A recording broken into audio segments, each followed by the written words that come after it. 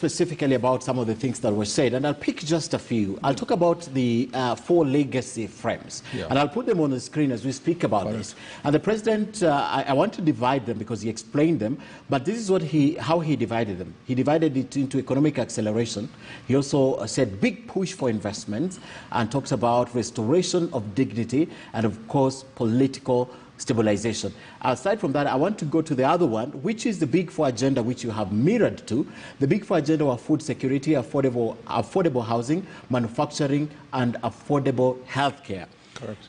As Kipchumba Murkomen is sitting here tonight, do you feel that agenda of the Jubilee government has been swallowed or is still on course? Because you are part of the Jubilee government still. Yes, absolutely. Yes. I mean, I agree with there are a number of things I agree with the president. I agree with the president that it was necessary for Jubilee administration to invest in infrastructure for purpose of laying a good foundation for commerce, a good foundation for economic growth.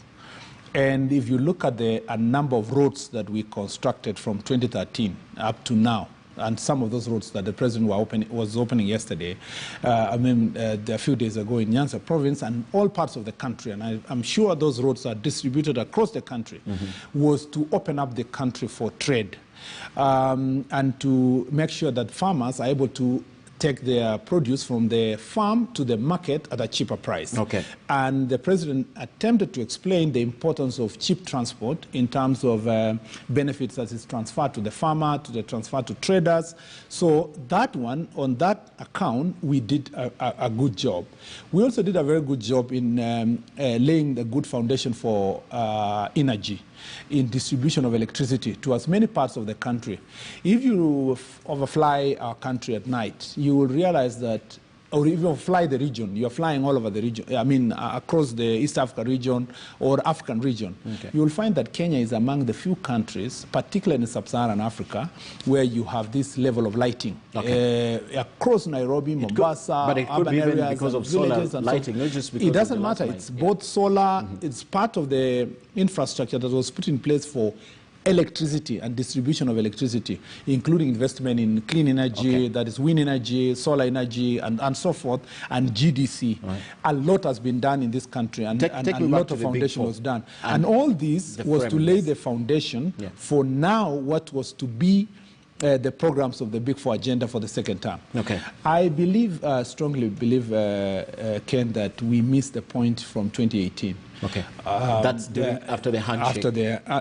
I would rather not even attribute it to the handshake. I just say after the elections of 2017, the Jubilee administration lost direction. The first thing was infighting.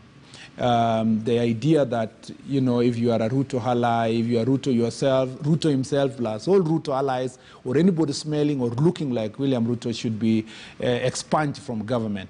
Number two is that because of this obsession for the president to look good as a president alone and to own up to all successes of government alone, there was a lot of effort to ensure that institutions don't work. So cabinet doesn't work as it should.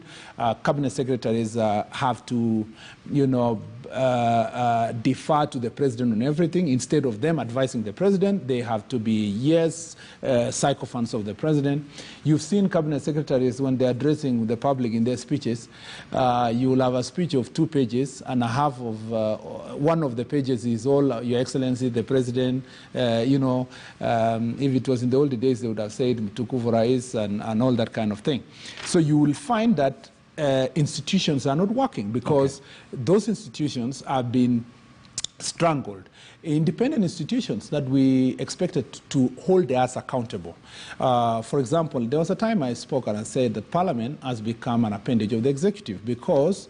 After you stopped being the majority leader? No, Parliament before 2017, and I can be very frank, before 2017, Parliament had a strong opposition. So it was very difficult for Parliament to completely be subsumed by the... after? A lot of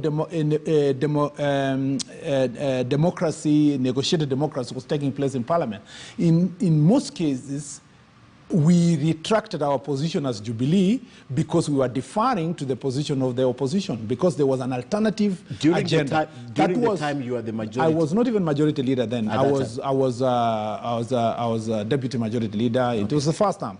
So by the time we came to the second term, it was impossible. I mean, really, Parliament was taking capture. Okay. I had my run-ins with the executive because of the expectation of the president for me to be a Mr. Yes in the Senate, and which maybe it eventually costed me my position, which I have no regret about. But it was very difficult to find myself in a situation where I have to defend all the time counties, county governments, legislation that was being pushed from National Assembly. By the way, we made a decision under my leadership to take about 30 laws to be nullified in court, because all of them were done in violation of the that requires that they go to the Senate and devolution-related issues. So all these things, because so accountable institution of accountability, the Auditor General that left perhaps will be the last Auditor General that you will see was operating independently. Yeah, you see those independent institutions of the Auditor General, the DCI office became subsumed. The office of EACC became subsumed to executive wishes. The institutions of human rights that were meant, commissions like the Commission of Human Rights, Commission of Administration of Justice, I think all Senator, these institutions. It's so convenient for you right now to look at this. It's not. I was in government. Yes. You're the majority. You're still in the government. No, forget about majoritarianism. I'm talking about from 2013, when I never held even majority leader office. So when were they subsumed? When we were, even in our first term. Yes. Human rights institutions. But you never spoke about them then. I didn't need to speak about it because they were performing their work. But they were subsumed already at that time? Not yet. Most of them in the first term were appointees of Kibaki administration. And so most of them were independent in how they were performing their responsibilities. So in other words, I want to summarize this, Senator, because we are going to go back. In other words, we lost the ball of the big four. If you allow me, if you allow me to make that point, to complete that point, is that once we brought down all these independent institutions, when we made sure that there was only one emperor in the office of the president to make all decisions on behalf of everybody else, it became now difficult for the country to move forward in achieving its agenda. If you contrast our administration, our Jubilee administration, with the Kibaki administration, you will find that in the Kibaki administration, both even in the first and the second term, you had an economic and social council. Tell me an equivalent of an economic and social council in this country that is still functioning. We had a Vision 2030 office that was functioning, funded and advising the government. We had a robust cabinet, of course, with the benefit of a coalition administration, because Kibaki's administration, both first term and second term, was like sort of a coalition. People were more robust in terms of prosecuting government, people's agenda in cabinet. But when and of course there were parliamentarians, the cabinet secretaries were people in parliament, in Kibaki administration, and so forth. You can't find the same in this point in time. So what happened to Big Four agenda? In the second term, once the big man has said, our focus is two things: BBI and fighting anything Ruto, whether it is Ruto himself or anybody relating to him. The focus shifted. I never heard that, though. But I mean, are you new in Jerusalem? But I never heard that. I had the focus. Did you have to hear? I had, yes. I no, had the but focus. Have you seen? You said once he said. Have you ever heard the wind? Once he said. Have you heard the wind? You said once he said, and I'm just telling you I never heard it. Let me ask you, Ken. Yes. Have you seen or heard the wind? But I heard him talk about the handshake and the BBI. You can see the impact of the wind. Yeah? You can see that. I'm just saying, no, I never heard that.